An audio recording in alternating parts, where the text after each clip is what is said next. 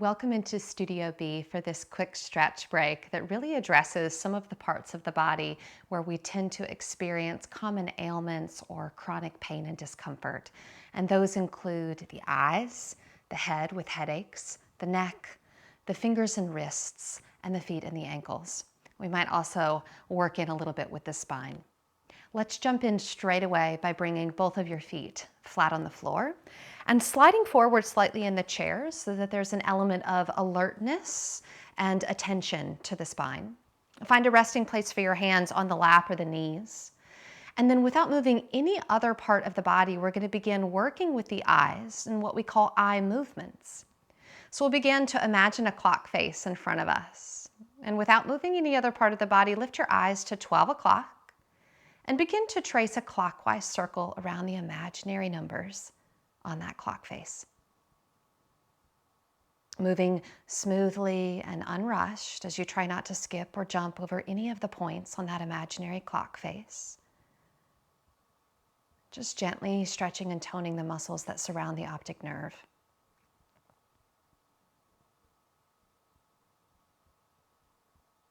There's no need to rush this, but the next time that you find the eyes up at that 12 o'clock, you can pause, bring the eyes straight ahead, close the eyes, full breath in, and a complete breath out.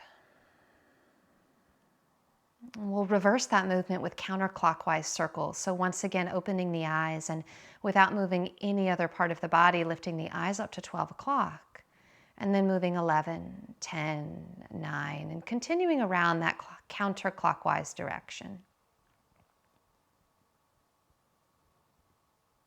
These eye movements gently stretch and tone the muscles that surround the optic nerve and can help to reduce the occurrence of eye strain, headaches, and migraines. And are also a really nice practice for developing focus and concentration. The next time the eyes reach 12 o'clock, stopping, looking straight ahead, closing the eyes, full breath in and out. We'll keep the eyes closed as we bring the palms of the hands together and begin to rub them back and forth, stimulating some heat. And then once you have a sufficient amount of heat, gently cup the palms right over the eyes like a self-made sauna. Enjoying that darkness, that warmth, that momentary pause. And then taking the pads of the fingers and beginning to explore a little bit of massage. Maybe the forehead, the temples, the jaw. Sending some attention, some loving awareness. And then we're going to bring the awareness to the neck and the shoulders. And we're going to extend the arms out wide. Working with the brain just a bit. We'll keep the left palm facing down to the floor, but flip the right palm up to the ceiling and then start to flip back and forth. So left palm up, right palm down, right palm up, left palm down. And just continuing to flip back and forth, feeling that rotation move all the way up the length of the arm, welcoming in a little bit of synovial fluid into the shoulder joint. And then the next time that the right palm is up, left palm is down, sweep the right arm up, left arm down, bend the right elbow, letting the hand rest on the left side of the face, and let the right ear drop towards the right shoulder. Now there's no pushing here, just allowing. And if you wanted a little bit more sensation, you could take the left hand and gently thread it behind the back.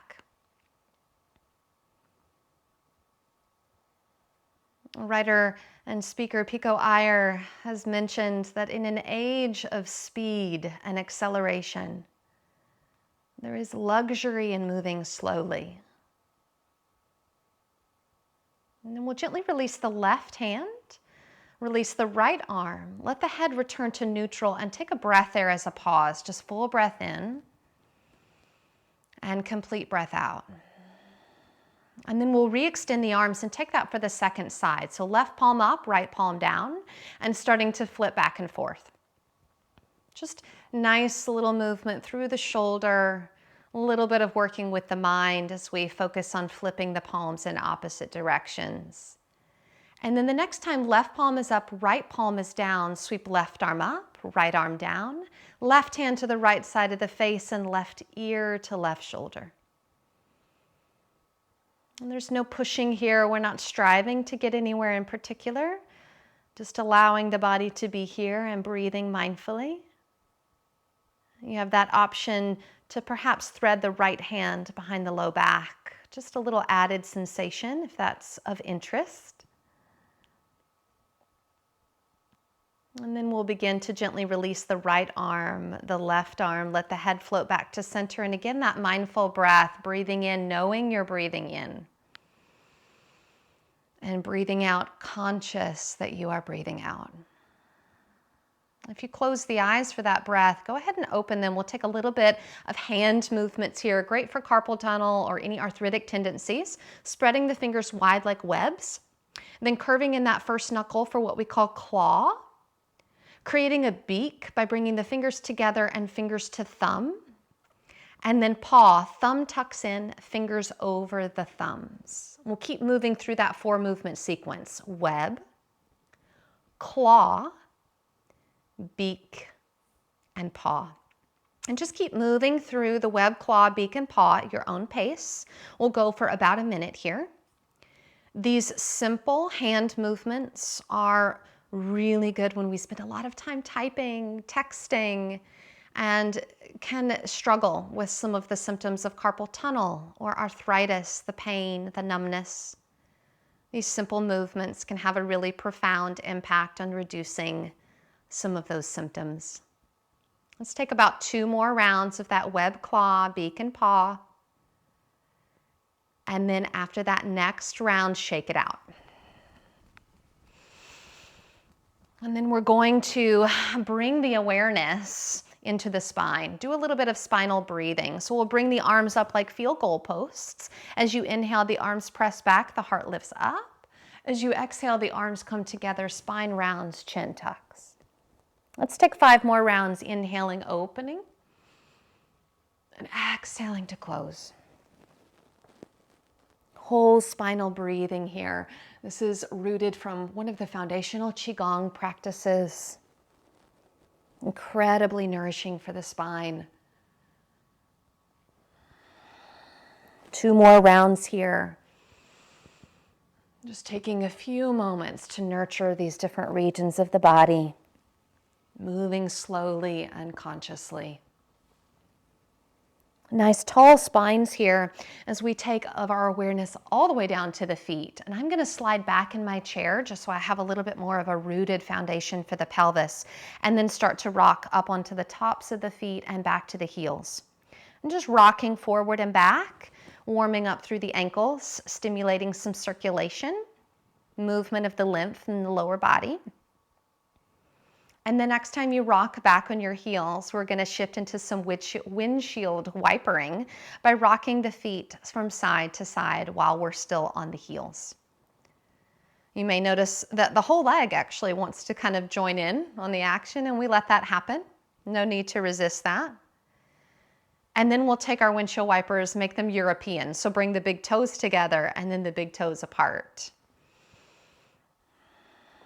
And just a little bit of movement when we sit for such long periods of time. So nice to just bring some awareness into these lower extremities. Beautifully done. And then we'll bring the feet back to the mat. We're going to bring a little bit of awareness into the hips here as we bring that right knee up and in and cross the right ankle over the left knee. Now this might be a little bit tighter structure for you. So you might need to actually lean back, particularly if the right hip's really talking to you. Or you might find you have the spaciousness to lean forward, where we'll take about 3 mindful breaths. So many of us move very quickly, productively, and efficiently through our day that it feels downright luxurious to slow down and take our time. We'll take a little bit of a twist here. So walking the torso up. 2 options. You could keep this leg crossed in the figure 4 position, left hand to knee, little soft twist of the spine. Or if you'd like to cross the right thigh over the left, you could take that. Same thing, left hand to right knee, and twist. Two equally valid options. Let's take 2 more breaths here. And then we'll look forward, unwind the spine, uncross or release the right foot down, and just pause for a moment. Notice how you're feeling here. Notice if there's any agitation at moving more slowly. And then let's switch sides. So left knee lifts up, crossing the ankle over the knee. Again, if this left hip is a little antagonistic, we might need to lean back or maybe lean forward. A few breaths here.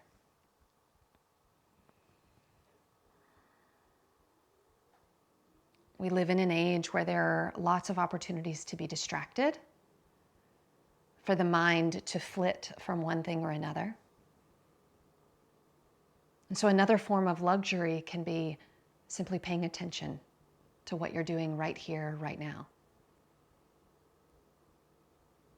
And then same thing, that twist. You could keep this figure 4. I'm going to do that on this side, right hand to left knee, twisting around, keeping the twist really soft, not pushing, just allowing.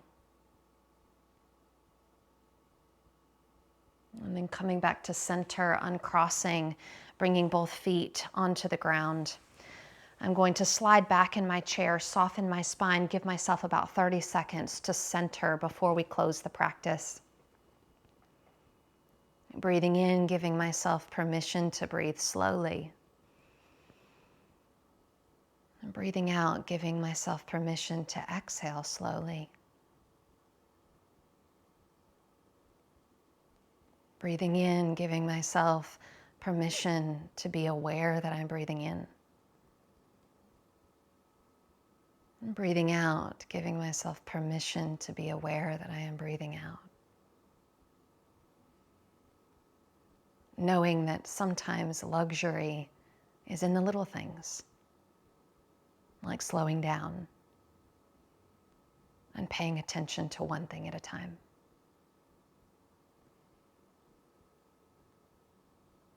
Allow your next breath to be a bit more vibrant. Open the eyes if you close them. Thank yourself for this pause. So well done. Be well.